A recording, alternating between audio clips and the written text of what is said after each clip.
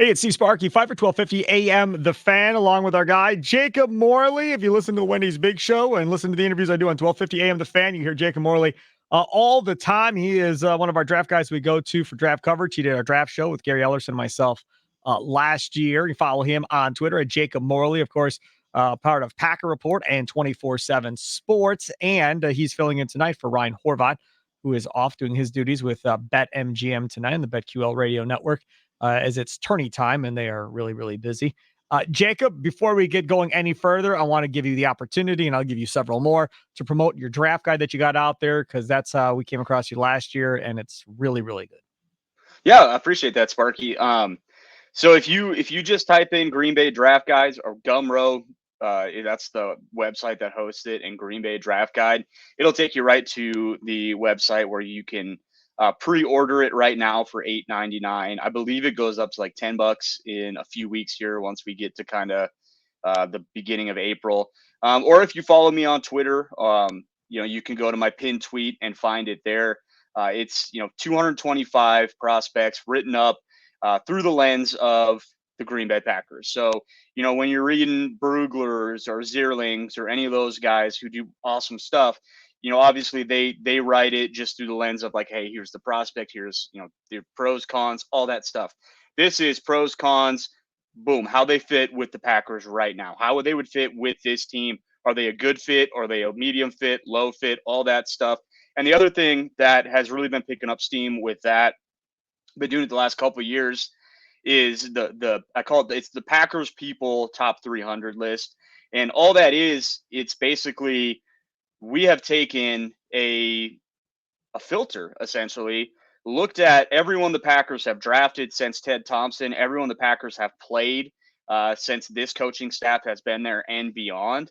And you can look at and find similar athletic thresholds, size, speed, weight, all that stuff for every single position.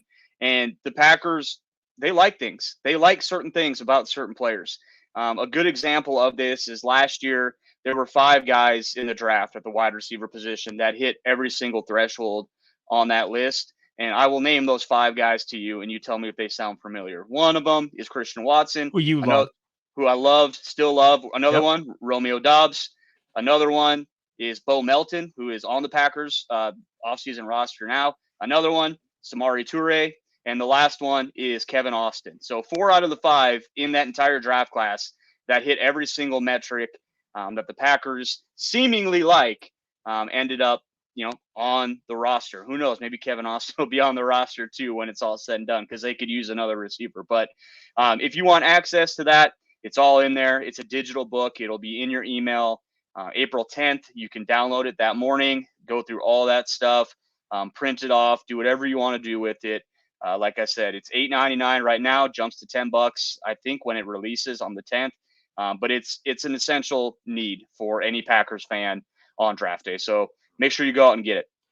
All right, so let's talk about the wide receiver position, because that is one position I see you always talk about. Nope, he doesn't fit in what the Packers want. Nope, this dude fits in what the Packers want.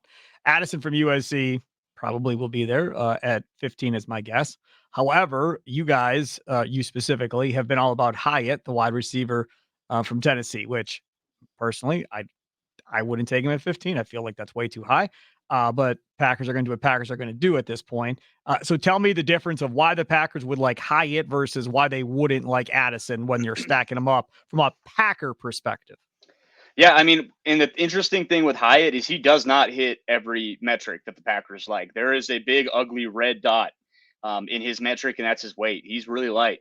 He would be the lightest wide receiver that they've drafted since Ted Thompson. Wow. And the only reason, and I like him just as a prospect, but then you start hearing whispers, and I've talked to other people who cover this team, and the Packers have done a ton of work on Jalen Hyatt.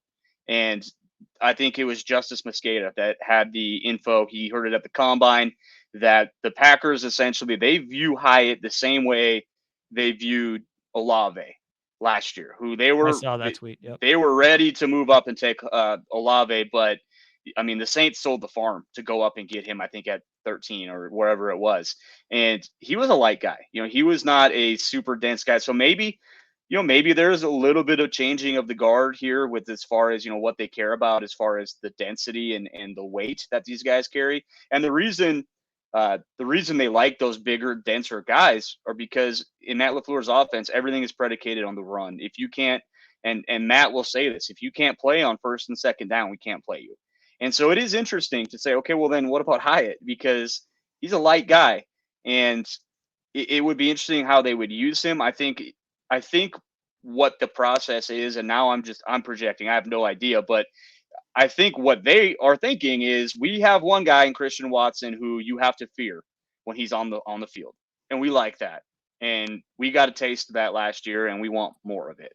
And Hyatt is, he came out and ran a 4.4 at the combine, which is weird to say that was a disappointing 4.4. I mean, you watch this guy on tape, and he makes people look like they're, running in sand. He's just that type of guy who has that innate ability to get past safeties and beat guys over the top. I mean, what he did to Georgia and Alabama is we've never seen it. Just haven't seen people do it. I mean, he scored 5 touchdowns against Alabama, and that right there in itself should tell you that here's a battle tested guy came through the SEC and has basically blew it up this last year as far as his ability and kind of like announcing himself to the national stage, that, hey, I'm a dude, and he's a stud. And so it is interesting because I can't sit here, Sparky, and tell you like this is how they would use him, other than the fact that I think he can play in the slot, he can play outside, and him and Watson together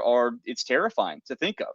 I mean, it would be a high flying offense. You talk about the long game and how the Golden State Warriors, changed the game of basketball with the long ball.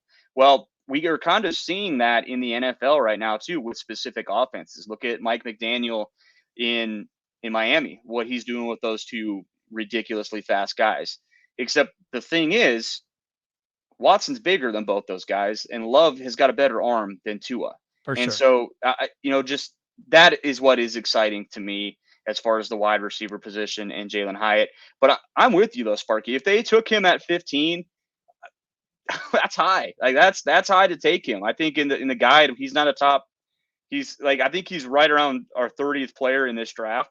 So it wouldn't be unheard of, for someone to get, in that range to go up in the middle of the first round, because with this draft class, I think you've heard me talking about this, and a lot of people have been.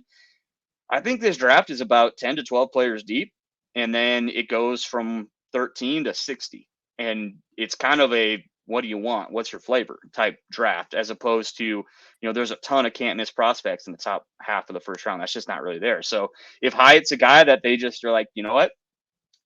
We like him here as much as we'd like him at 45, and we like everyone about the same, just take him. So like you said, that's how the Packers operate, and it wouldn't shock me, although it would take me a second to have to probably hype myself up to it a little bit. What about offensive tackle at 15? Seen some mock drafts on NFL.com with Paris Johnson falling down to that area of 13, or if they had that pick from the Jets, if that trade ends up happening, they get 13 or even 15, I believe is where Jeremiah had him. Daniel Jeremiah had him going to the Packers at 15, I believe, in his most recent mock draft. Chad Ryder had him going 13 in a projected trade for Rodgers in his mock draft. Knowing Bakhtiari's contract situation and so forth after this year, it would make sense to me if they went that way, went offensive line. Your thoughts? Absolutely. I mean, that would be, you look back at it and it would just be like, well, duh. Well, duh, they did that. These are the Packers. This is how they operate. They have a premium pick. They took a premium position at a guy that those guys don't grow on trees. And what's interesting about it though is for the Packers, they kind of have grown on trees. And people will talk about Goody up and down, left and right, and they have. But one thing you cannot take away from him is he probably is as good, if not better, than any GM in the NFL at identifying offensive line talent. Agreed. And so if he believes in a guy at 15 or 13 and he takes him, you just pencil him in for a 12 to 15 year starter. And Paris Johnson is the guy that I think you take him, and I think it would speak volumes to what their plans are with the offensive line, because if it wasn't for the Rodgers talk, the draft talk, I think that, I think that is and will be a really interesting conversation that we have all offseason is where does Zach Tom play? Does Elton stay at guard? What about Bakhtiari? They said he's over the hump. Is he? What about Yash? Is he going to be their right tackle? I mean, they have so many options. And I think taking a tackle up there like a Paris Johnson or Darnell Wright is a guy, the Tennessee kid, that I've heard is a lot higher on people's boards than maybe what people realize. And, it makes sense. Big kid, athletic kid, has clean tape in the SEC. Like those guys don't last long. So a guy like that, stick him on the right side and say, hey, we're going to protect our young quarterback that we believe in, and we don't want him to get touched. And so it would speak a lot to what they believe in with Tom and Yash, because as of right now, with Bakhtiari, Tom, Yash, and Elton's ability to potentially kick out and play tackle if they want to go that route. I mean, they have a lot of tackles. They have a lot of guys that can play tackle in the National Football League. That is not a normal thing in the NFL. Some teams don't have one. The Bears hardly had one for most of last season, right? And it's just kind of an embarrassment of riches that the Packers have. So it would be an interesting move, but it could also be something where it's like you take this guy and you don't look back. And Yash might be an average right tackle in the NFL, which is super, super valuable. Paris Johnson might be an All-Pro at a premium position. And then if Bakhtiari's knee or his contract or whatever, something needs to happen with, you have a guy who is a blue chipper that you can just slide over to the left, and then you can kind of go from there. So I think that's the thought process behind it. And it would not shock me in the slightest if they went that route. Let's talk about the tight end position. That's another position where I think Packer fans are looking at going, they have to find some tight ends here in this draft, because obviously they're not looking to sign one in free agency, at least not yet. They'll probably get somebody cheap later. But as of right now, they haven't done that. They've got DeGuara, and that's about it. And I don't know if there's a lot of people buying into DeGuara as the starting tight end for the Green Bay Packers. Now, I've suggested in the past, and I'm not really coming off of this necessarily, but I've suggested in the past, you take Mayer, you take Kincaid, take them both. And that's what we're going to go. We're going to go with Watson, Dobbs, Toure, these two tight ends. If you can get a veteran tight end or a veteran wide receiver or something like that to go along with it, or draft a wide receiver later, fine. Because they're both different type of guys. Now, Washington has jumped onto the scene with the Packers, and it appears to be interest in him, the kid out of Georgia. I don't want him at 15. To me, that seems awfully high. But then you've got other guys like Laporta that is going to be there later in the draft. You don't take him in the first round. You can probably get him in the second round. Maybe if he falls to the third round, you could get him. What are your thoughts on tight end in general for this Packers team and where they should be looking to take one? I mean, yeah, I think for 15 and 13, like if they end up with those two picks at the top of the first round, that's a little rich for me, especially with the depth of this class. And honestly, Sparky, that's why I think it's so intriguing that the Jets picked up those 2 extra seconds, because I think that is really where the meat and potatoes of this draft is the middle of that second round.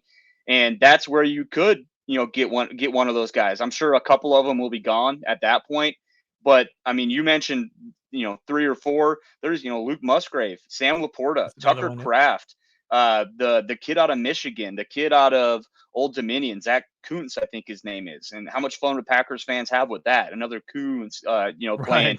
So there's so many guys in this class that if they don't leave the first 2 rounds with the tight end, to me, maybe it's just really not that important of a position to them, because we haven't seen anything like this in some time.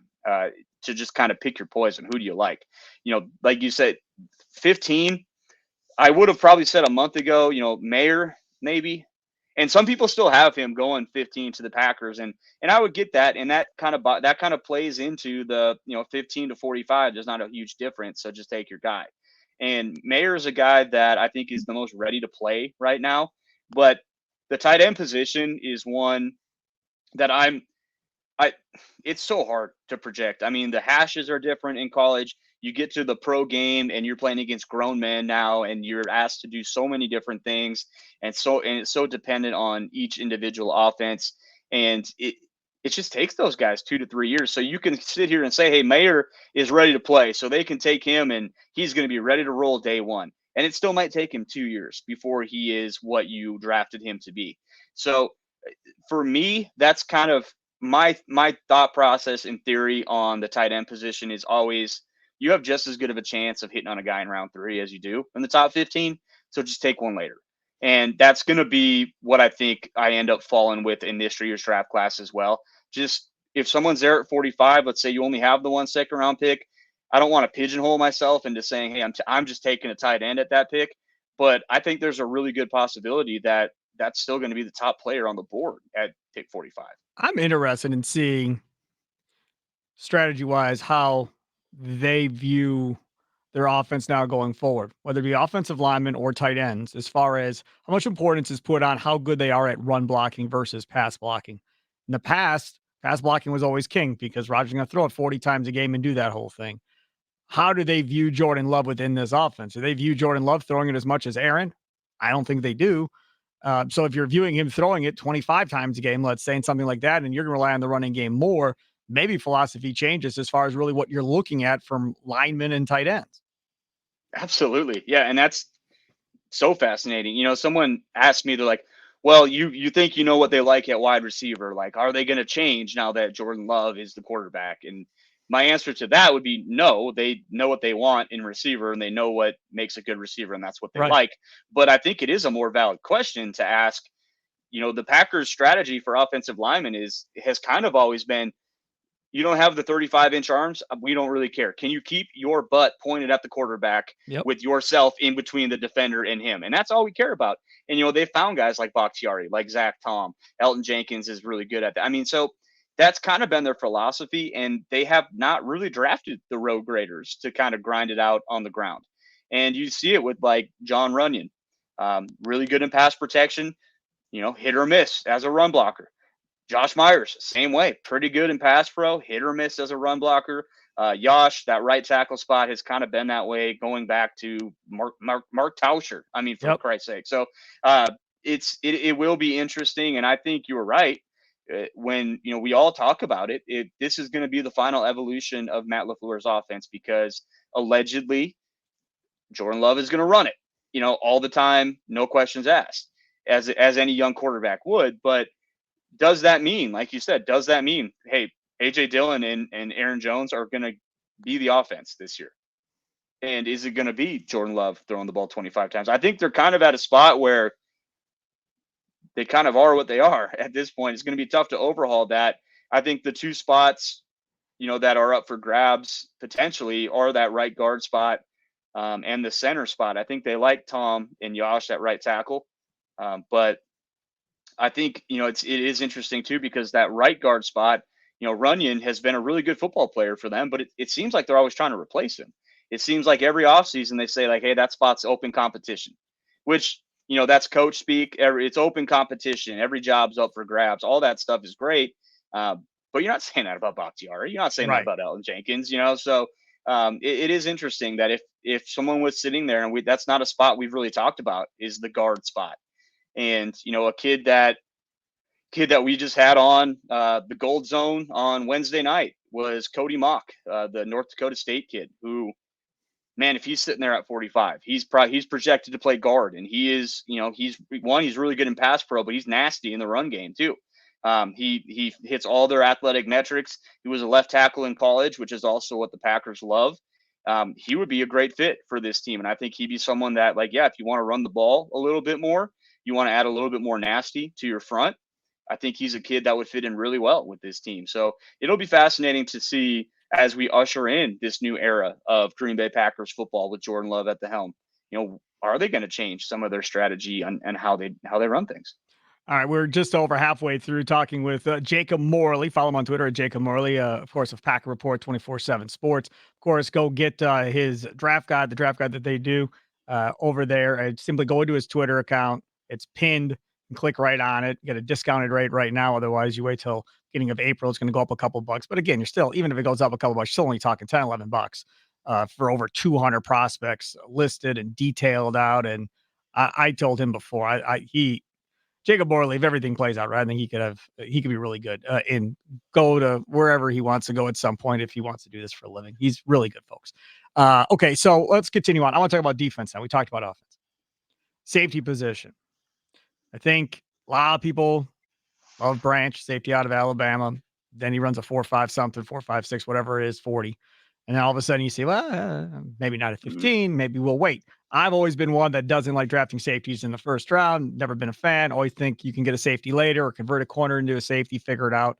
Never put much of an emphasis on it. This team desperately needs one or two or three at this point. How deep is this position in the draft? Could they still end up with a good quality one or two by waiting to the second, third, or fourth round?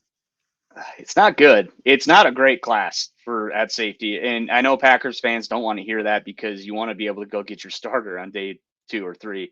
And I don't know if that guy's there.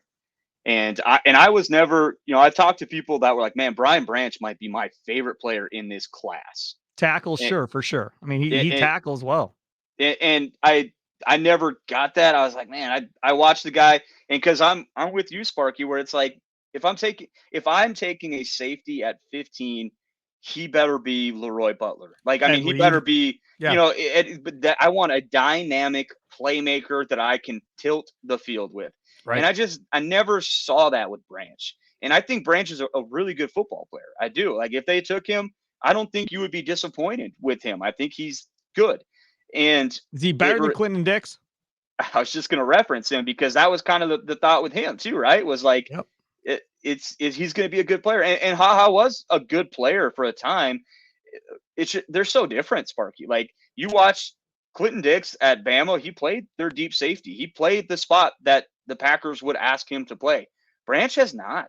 And people always talked about, like, oh, Brian Branch, he's so versatile. He's all this stuff. And my pushback was like, what are you basing that off of? Because he played in the slot 95% of the time.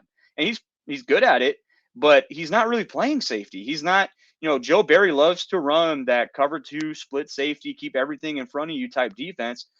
I don't know if Branch can do that. I mean, theoretically, yeah, sure, but I don't want to draft a guy at 15 that I'm having to, one, at a position that is not a premium position, especially in this defense.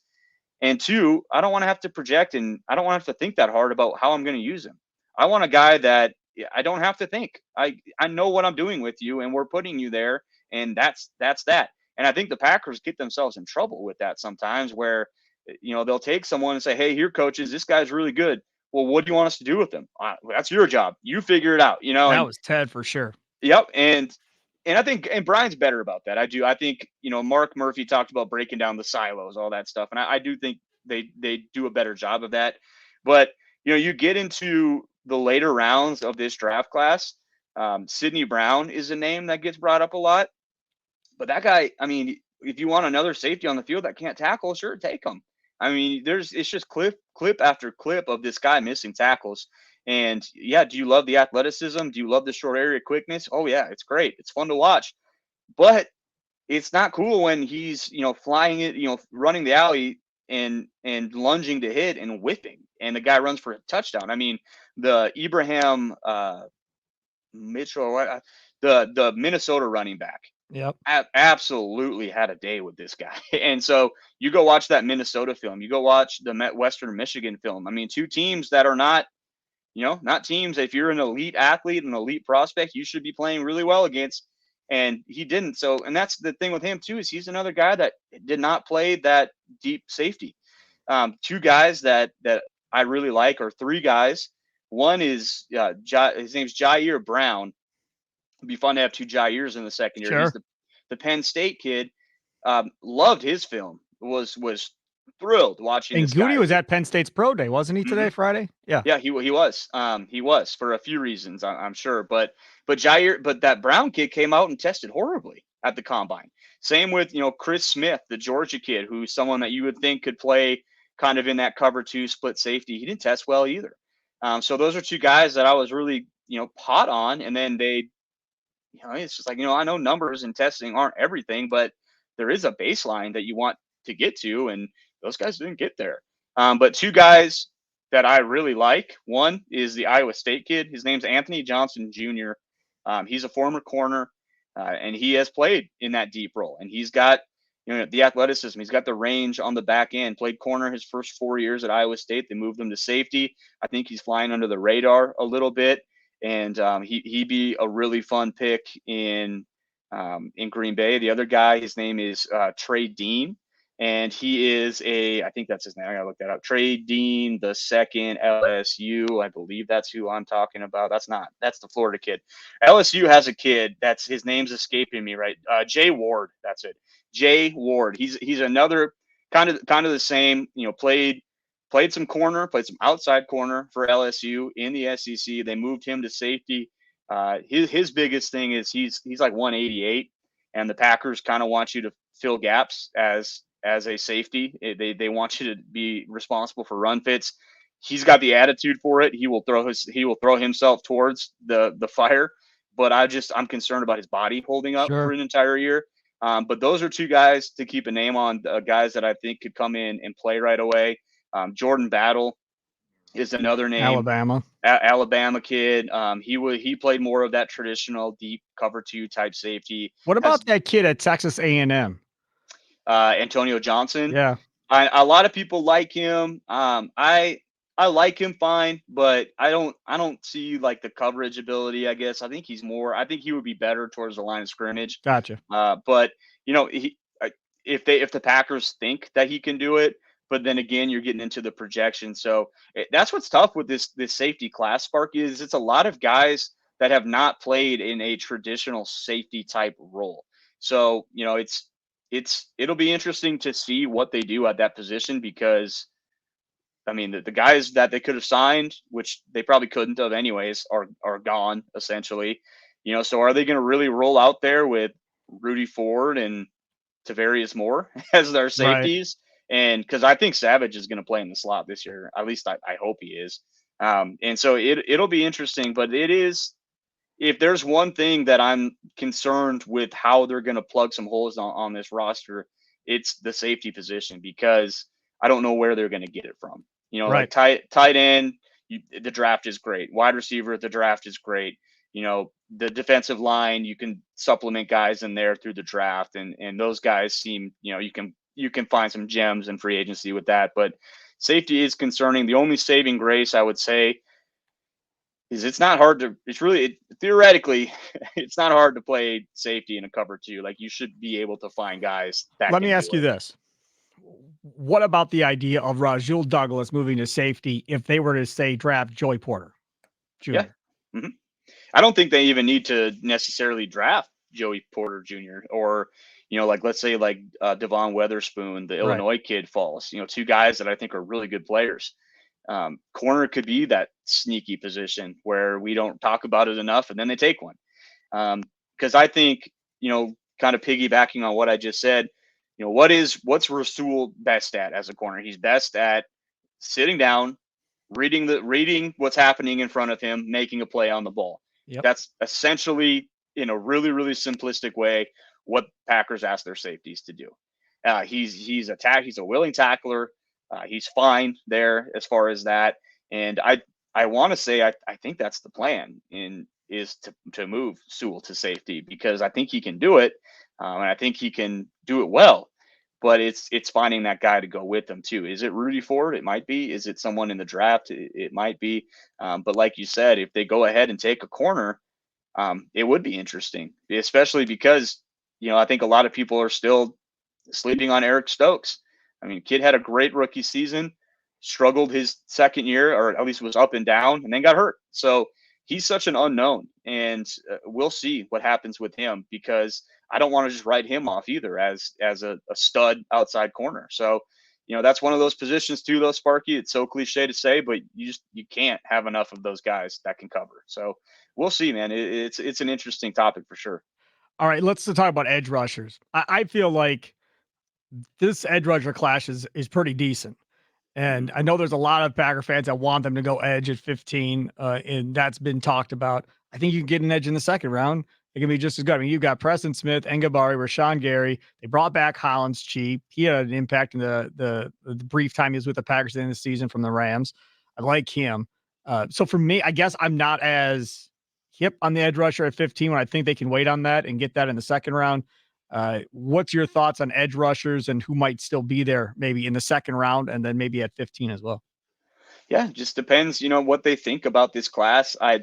I will say this, they brought in Will McDonald, the Iowa State kid, which was interesting to me because to me that opened a door of, wow, he is a lot different than what they typically play. And what I mean by that is Will McDonald he's a smaller guy.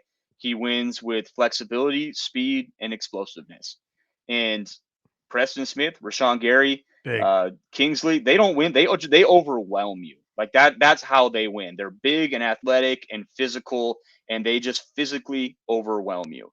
So to me, is that them saying, hey, we would like to bring in the guy with the changeup that can play a little bit different, because Mike Pettin had a very, very specific type of edge rusher that he liked to play with. And he did it last year in Minnesota. He did it here when he was in Green Bay. You know, think the Zadarius Smiths, the Prestons, the Garys. Those are his types of guys. Joe Barry doesn't really have a spot like that. Joe Barry is more, this is what I have and I'll make it work because I don't really care. I just want guys that can get to a quarterback.